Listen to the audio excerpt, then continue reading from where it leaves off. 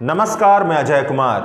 सरकार की तरफ से लोकसभा में जवाब दिया गया कि पिछले 6 सालों में बैंकों की तरफ से तकरीबन 11,17,000 करोड़ रुपए का कर्ज राइट ऑफ किया गया है। साल 2018 के बाद एनपीए बढ़ा नहीं बल्कि घटा है। ऐसी बातें सुनते ही आप पूछेंगे कि आखिरकार यह एनपीए और राइट ऑफ क्या होता है। अगर कुछ होता भी है तो इससे हमारे और आपके जीवन पर क्या असर पड़ता है।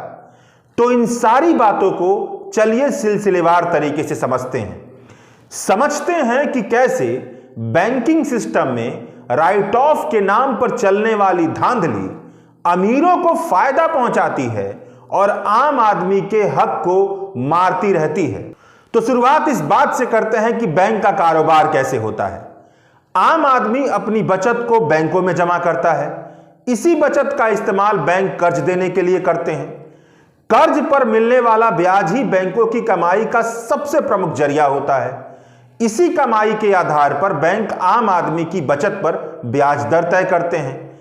कहने का मतलब यह है कि अगर बैंकों के जरिए दिए जाने वाले कर्ज का भुगतान समय से हो जाए, मूलधन और ब्याज समय पर मिलता रहे, तो बैंकों का कारोबार ढंग से चलता रहेगा। आम आदमी को बैंकों में रखी गई अपनी बचत पर ठीक ठाक ब्याज मिलता रहेगा। मगर ऐसा नहीं हो रहा है। बैंक कर्ज तो देते हैं, मगर कर्ज के तौर पर दी गई बहुत बड़ी राशि डूब जाती है, एनपीए बन जाती है, राइट ऑफ कर दी जाती है, जिसका असर यह होता है कि बैंक अपनी कमाई करने के लिए कर्ज के ब्याज दर को बढ़ाते हैं और बचत दर पर दी जाने वाली ब्याज दर को कम करते हैं। यानी बैंकों में रखे गए पैसे पर आम आदमी को कम ब्याज दर मिलता है और बैंकों से लिए जाने वाले कर्ज पर ज्यादा ब्याज चुकाना पड़ता है। यही वजह है कि मौजूदा समय में बैंकों में पैसा रखने से ज्यादा ब्याज दूसरे जगह पैसा इन्वेस्ट कर देने से मिल जाता है। बैंकों की सेविंग रेट दूसरे जगह के इन्वेस्टमेंट से कम होती है। बैंक का दिया गया कर्ज मूलधन और ब्याज के साथ समय पर नहीं आता तो यह बैड लोन हो जाता है।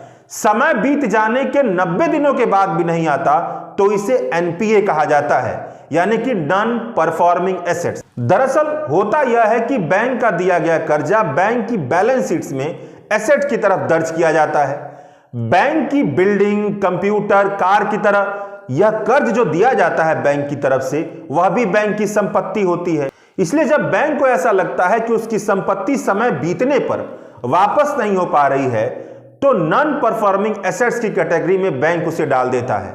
समय और बीतता चलता है और बैंक को लगता है कि दिया गया कर्जा वापस लौट के नहीं आने वाला, तो बैंक के एसेट साइड से इसे हटा दिया जाता है।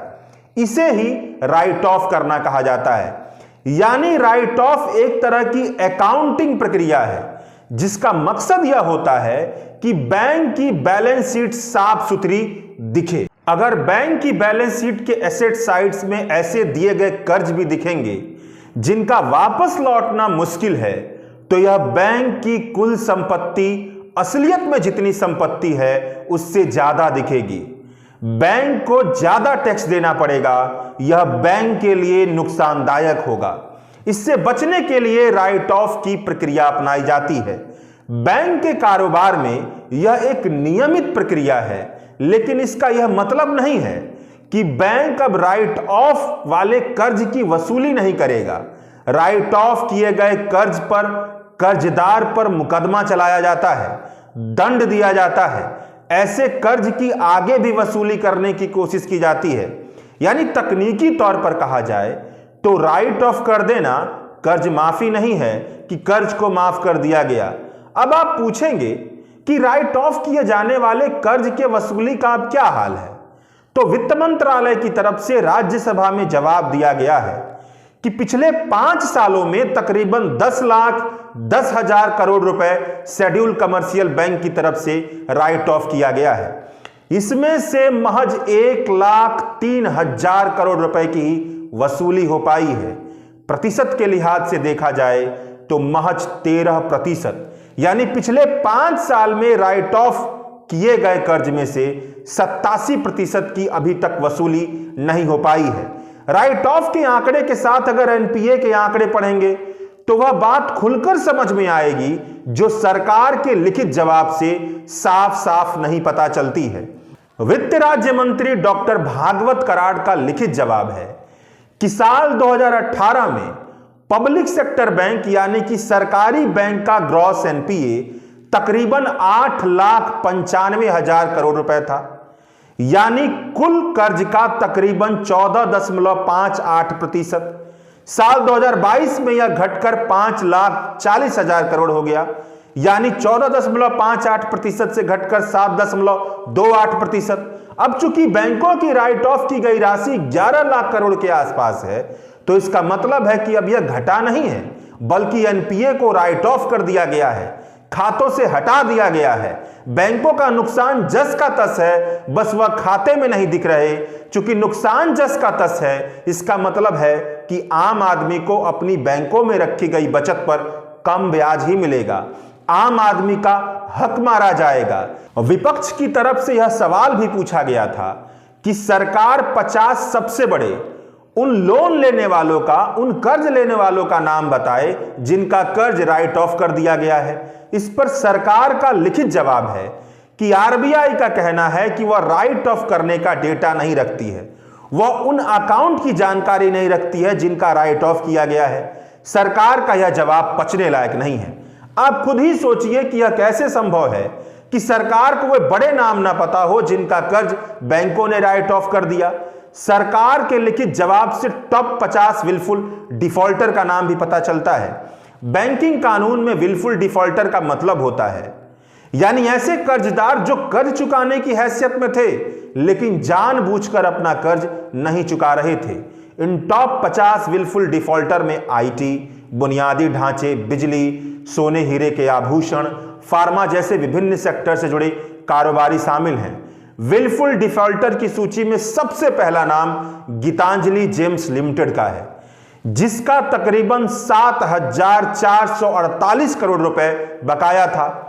मेहुल चौकसी, जो नाम सुर्खियों में रहता है, इसी कंपनी के कारोबारी था। इसके बाद ईरा इंफ्रास्ट्रक्चर लिमिटेड बकाया 5,879 करोड़, रियो एग्रो लिमिटेड बकाया 4,803 करोड़ जैसे कई नाम हैं। विलफुल डिफॉल्टर के बारे में जानकार कहते हैं कि विलफुल डिफॉल्टर से जुड़े मामलों के अध्ययन से यह बात निकल कर आई है कि ऐसे मामलों में नेताओं, उद्योगपतियों और बैंकों के मैनेजरों का आपसी गठजोड़ बहुत मजबूत होता है।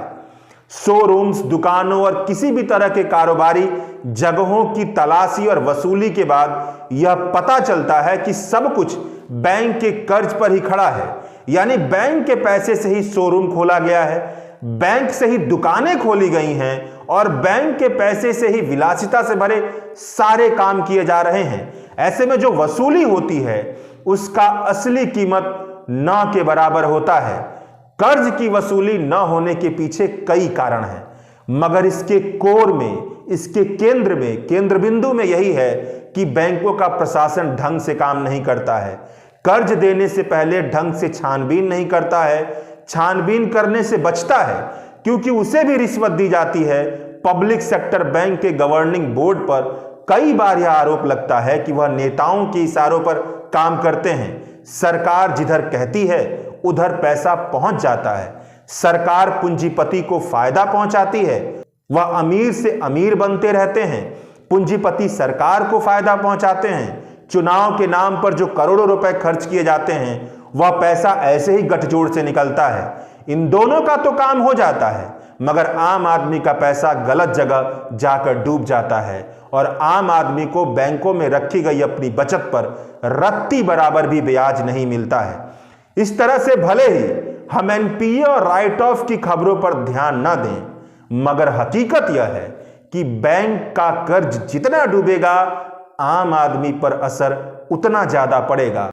सत्य हिंदी का ऐप डाउनलोड करें गूगल प्ले स्टोर पर।